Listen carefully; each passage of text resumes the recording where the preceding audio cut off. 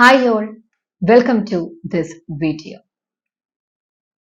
Today, in this video, we are going to see an important matter. Well, as we all know, another great Indian election is around the corner. It's about to happen in the coming months.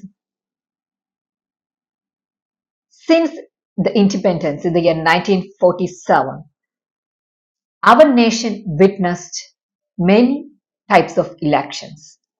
Panchayat elections, assembly elections, parliament elections, and so on.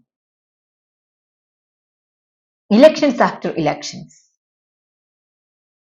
Elected members, people's representatives, coming to the office, getting assigned various positions, becoming ministers or not, going out of the office, new members coming, going out. The process goes on. Yeah. And another election is about to happen, and the same process will be carried on. Fine.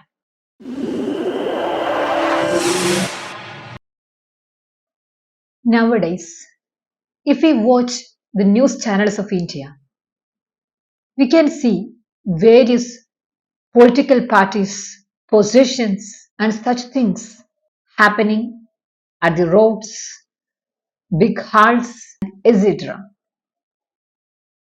Such a big extravaganza.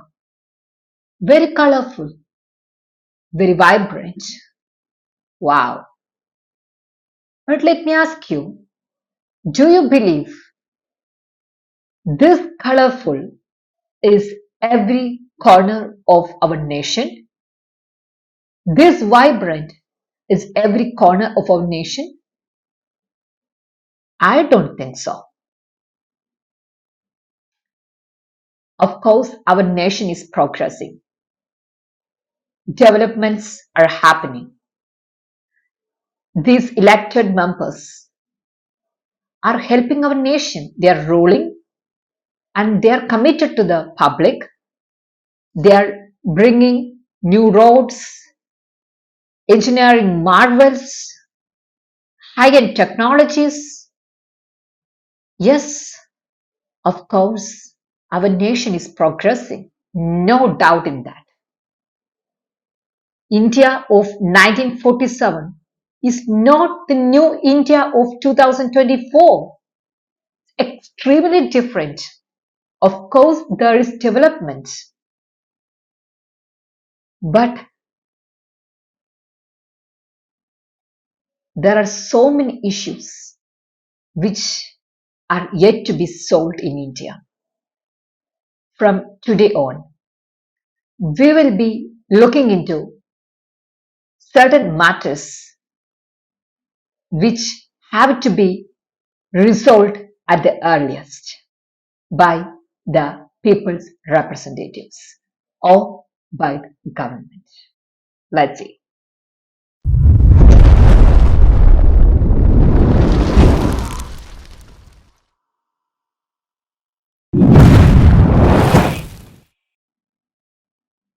Welcome to Social Evil number 1. 2 days back, I happened to read an article published on the website of On Manorama. It goes like this. Child marriage in Kozhikode. 5 booked on complaint of 15-year-old from Madurai. An incident of child marriage has emerged from Kerala's Kozhikode district based on the complaint of a 15-year-old girl from Madurai. The Elattur police have booked the parents of the girl, a 28-year-old man to whom she was married, and his parents. The girl has been moved to children's home and she is currently a student of class 9. This is not a single incident. Months back, a similar incident happened in Kannur district as well, which is also a district in Kerala. You might have understood by now that today's social evil is child marriage. Once I was going through this article, my mind carried me to somewhere else too. A week before, exactly on March 25th, 2024, I watched a documentary broadcasted by a foreign news channel. The channel was CNA. It is a news channel from Singapore. Well, let's see a small clip from the documentary. More often than not, it's the daughters that are sacrificed. Poverty plays a pivotal role. The guardians are unaware. They think that the girl child they have, it's a curse.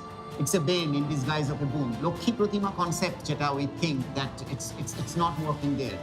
That's why they তারা মেয়েকে বিয়ে দিয়ে দেয় আর কি এরকম একটা ব্যাপার আমি যখন ছোট ছিলাম আমার মা ধান চাল যে ভানকি চাল করে ওই ভানকি বলে চাল করতো আমার বড় ভাই বিক্রি করতো আর আমার আব্বার চায়ের দোকান ছিল আর বড় ভাইটাকে বিয়ে দিয়েছে সে বউটাও নিয়ে ঝামেলা করে তারও তাল্লাক করাতে অনেক খরচা এই ঝামেলায় আমার আর পড়াশোনা আর হলো না আমার সময়টা এরকম খারাপ ছিল যে আমার পড়াশোনা করব আমি যে জেদ করব যে আমার ভর্তি করতে হবে এরকম জায়গা ছিল না Like in many other parts of India, daughters here are seen as a burden. Even though she was well below marrying age, at 13, the dowry offered to the family was substantial. যখন আমার মামা বলছে যে এত টাকা এত পয়সা দেবে আর যাকে নিয়ে এসছে বিয়ে করাবার জন্য মানে ও নাকি 1.5 লাখ টাকা এনেছিল 13-year-old Farida was married off to a 57-year-old man from Haryana. India is home to the largest number of child brides in the world. Most of these girls come from impoverished families, or families that have been hit by unfortunate circumstances. Just like that girl's case, there are so many girls out there who are forced to marry someone who are way older than them due to the parents' pressure or society's pressure, or maybe due to something else. Anyway, they all got married below the age of 18. Can you imagine a situation where you are forced to marry someone at the age of 12 or 13 or even below? Or even older than that, like by the age of 15 or 16? You are just studying at a school and you are forced by your parents to get married. Don't you feel like it's a very desperate situation? These things are happening in India, not in rare occasions. You see, according to UNICEF survey in the year 2015-16, it says 27% of the marriage cases in India are child marriages. It's really pathetic. 27%. Most of the rural areas in India, they are suffering from poverty, diseases, overpopulation. All these factors are actually leading to child marriages or to the trauma of young girls. While they are studying at schools, they are forced to stop their education and to move out of their house to someone else's house who are, as I said earlier, way older than them. See, her case, her groom is 15 plus. Just like her, many girls, they are doomed in their lives. At this point, don't tell me there are not enough laws or acts in India to prohibit these kind of things. No, there are enough and more laws out there. The main one is the Prohibition of Child Marriage Act of 2006. It clearly states that any child under the age of 18 is prohibited from marrying or from marriage. There is an act like that. There are various rules and regulations regarding this matter. Still, this social evil child marriage is very evident in the society. It is prevailing with crown on its head. See another clip from another video.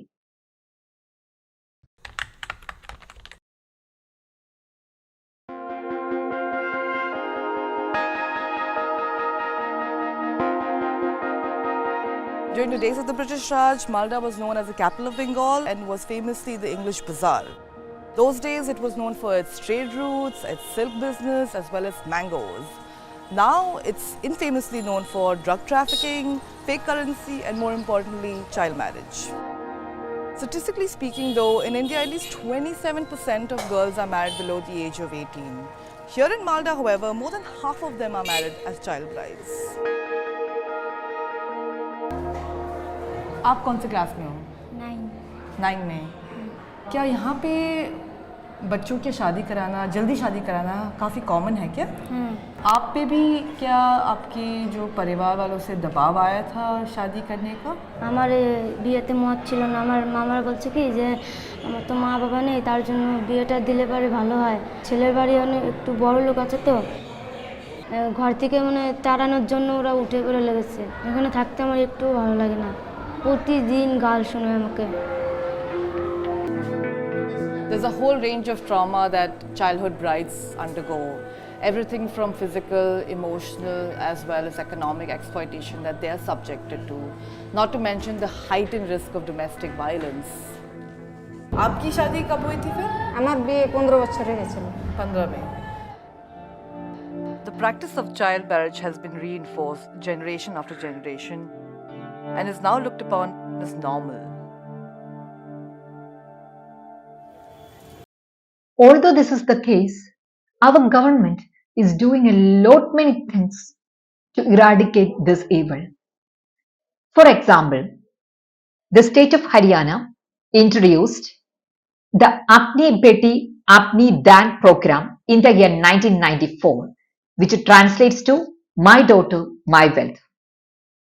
It is a conditional cash transfer program dedicated to delaying young marriages by providing a government paid bond in her name payable to her parents in the amount of 25,000 rupees after her 18th birthday if she is not married.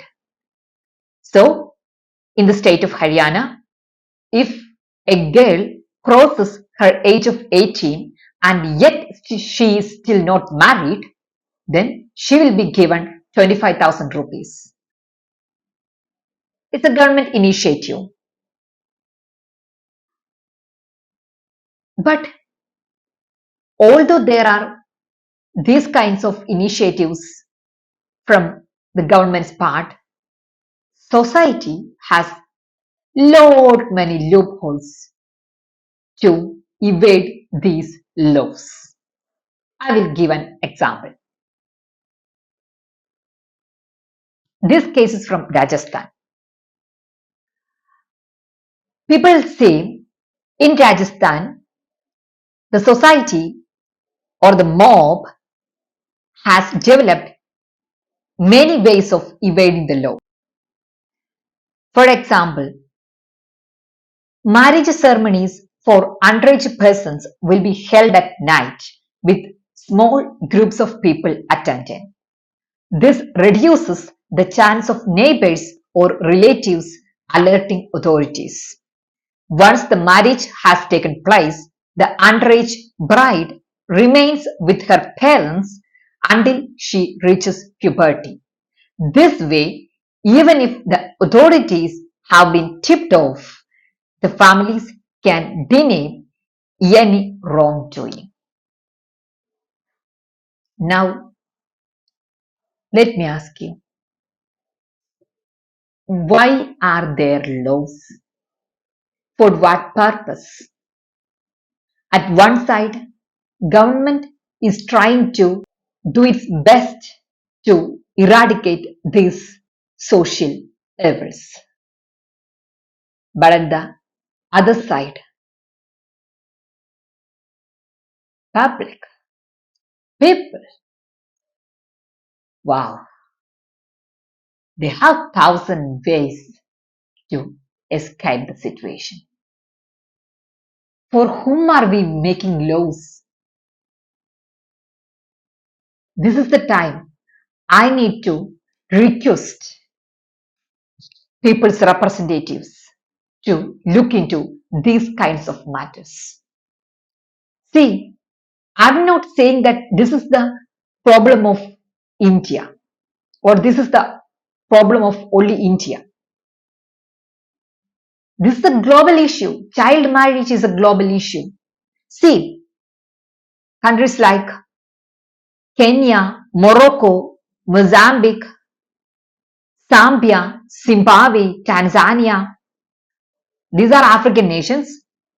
When we come to Asia, Middle East, then Malaysia, progress nation, Malaysia, Indonesia, Philippines, Bangladesh, Nepal, Pakistan, Afghanistan. The list goes on. It's a global issue. Even in the USA, we can see a small clip from USA.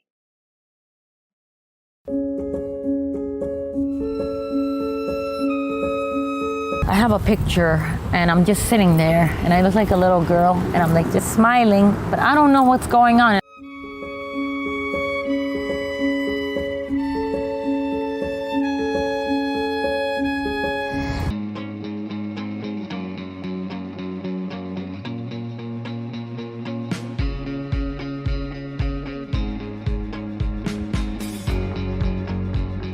I don't know how many senators there were, but I emailed every one of them. I called Governor Cuomo after he got the bill on his desk, Nyla's law, after it was unanimously passed. It was sitting on his desk for about 4 weeks. He finally signed it.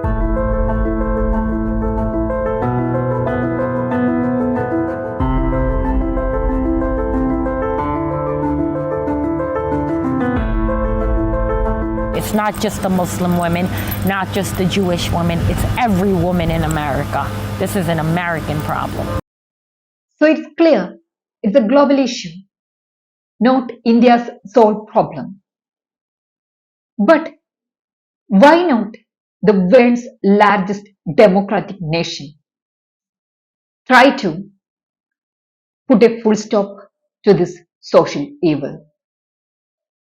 And here needs the action from people's representatives, the elected members, or the ones who are going to get elected.